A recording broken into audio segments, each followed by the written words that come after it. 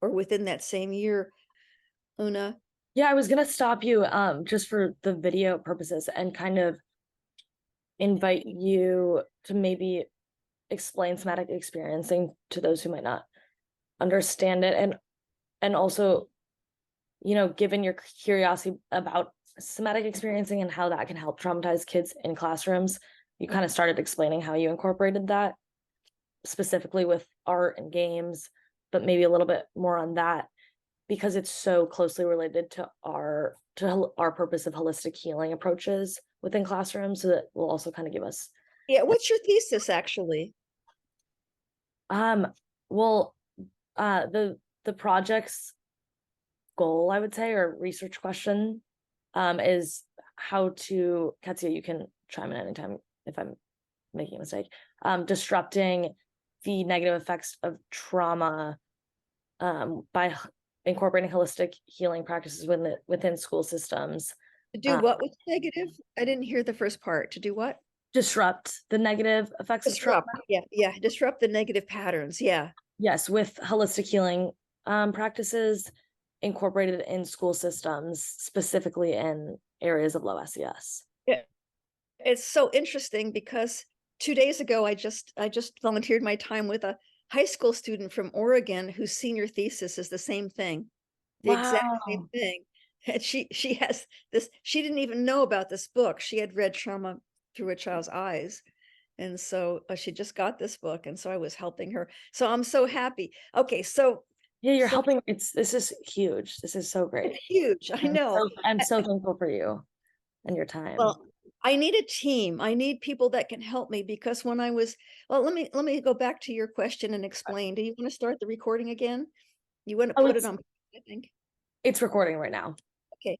Yeah. So somatic experiencing was developed by Peter Levine, who discovered that trauma is not in the event that happens, no matter how egregious the event.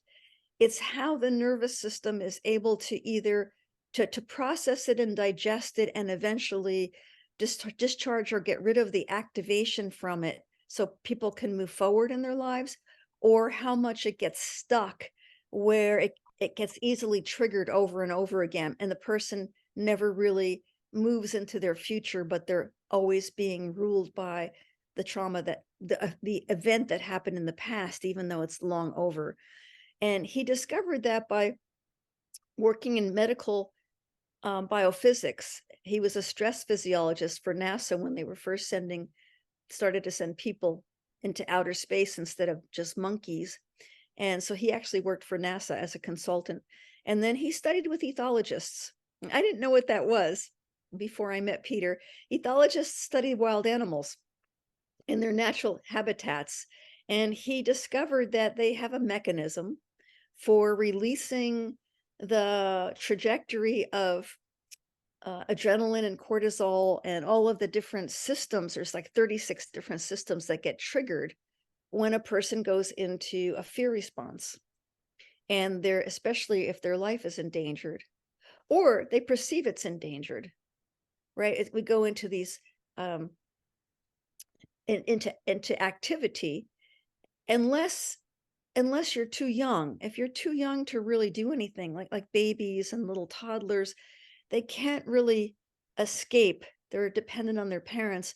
And if the parents aren't helpful and the event is overwhelming, what they do is they shut down.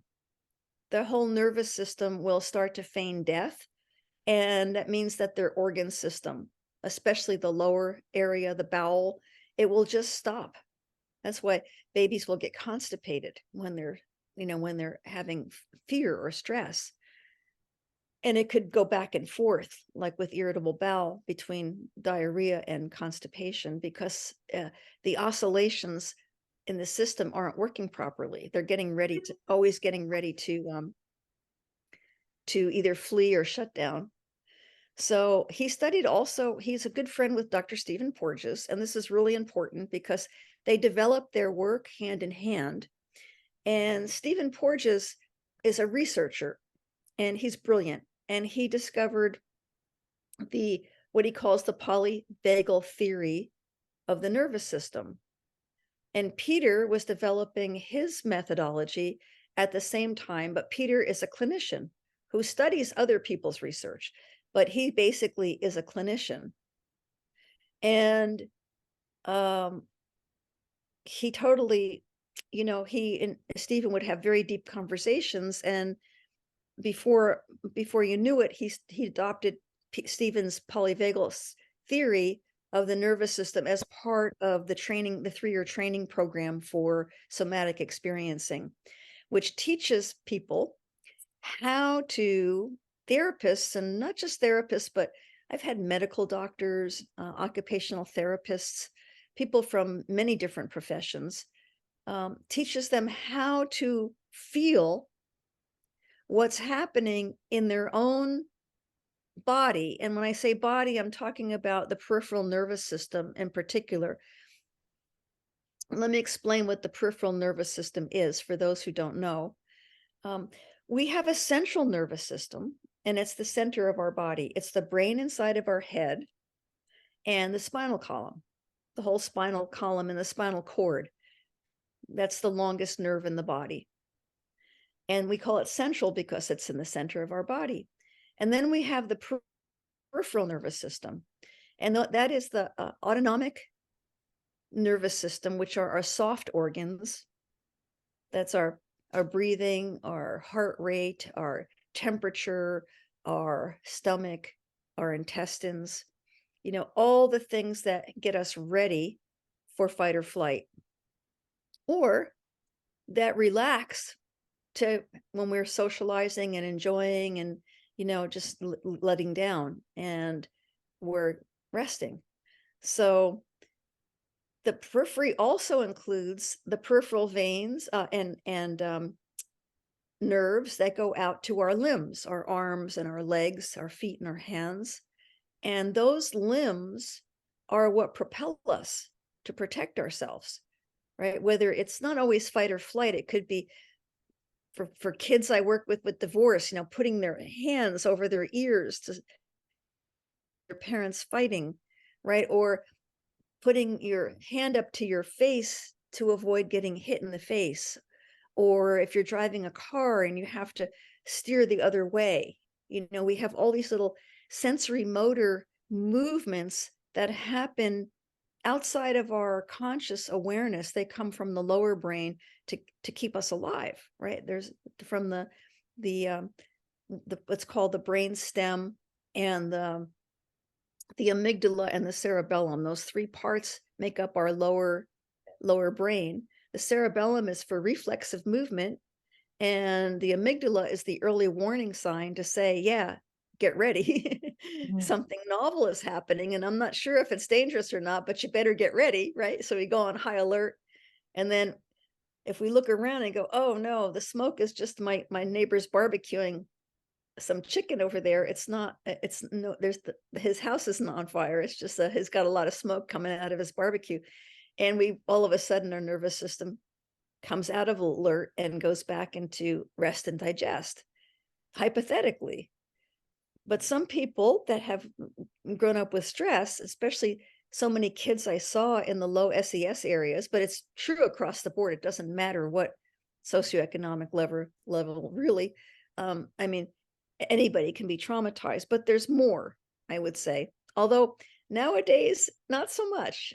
There's because the kids in the high SES areas are living in very stressful homes where two parents are working with very stressful jobs. And very often the kids, they're just given money, as babysitters and toys like computers, and they get into sometimes more trouble than the kids in the inner city.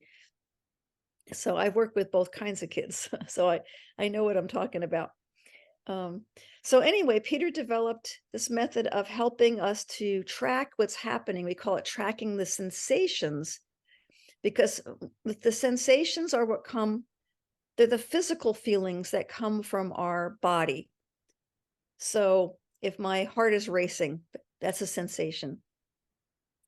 If I'm noticing right now that I've been sitting too long with my leg tucked under and my leg is feeling tight and tense and I need to stretch it, those are physical sensations.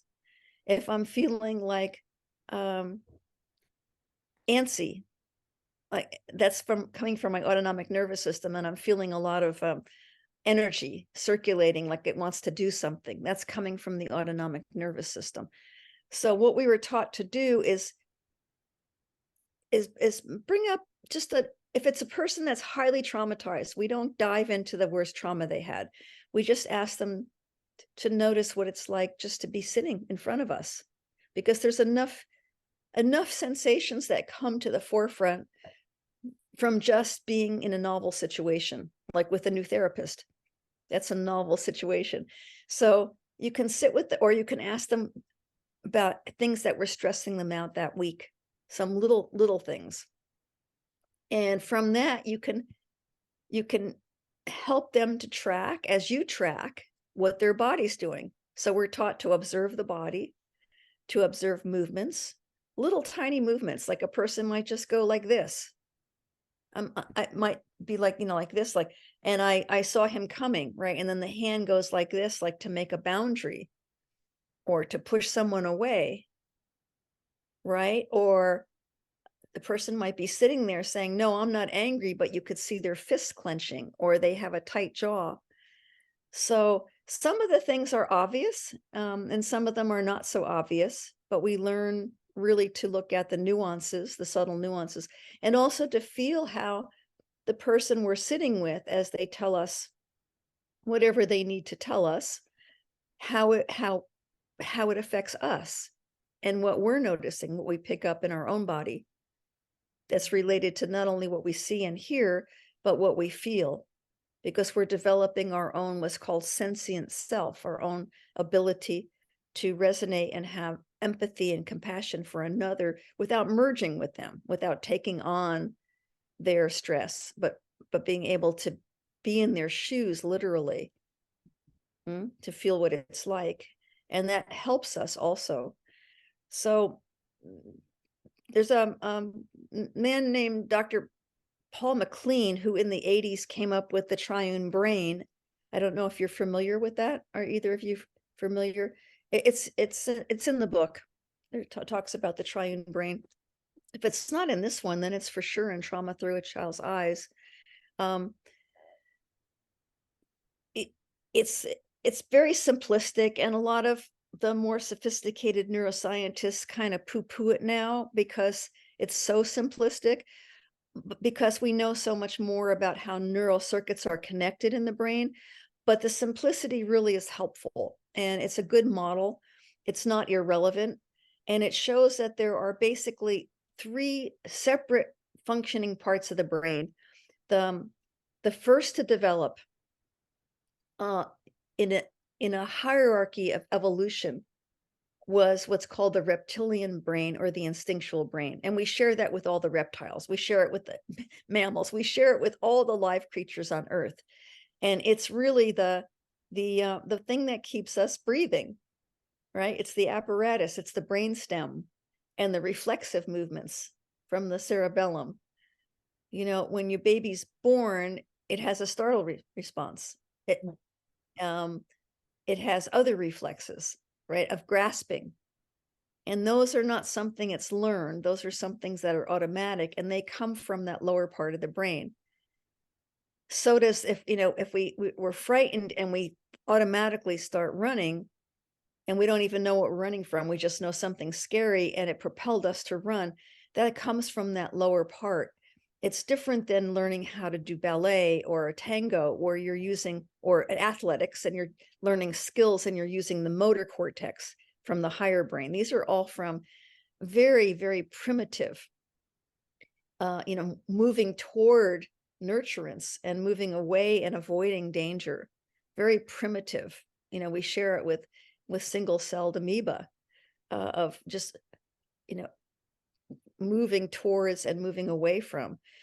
So the next part of the brain, if you look at my hand, you can think of the thumb as that reptilian brain, or this part here, and then this is the spinal cord, right? This is the lower brain. This is the midbrain, and we have our amygdala there, which works together with the lower brain. And also stores memory, and it's our emotional feelings.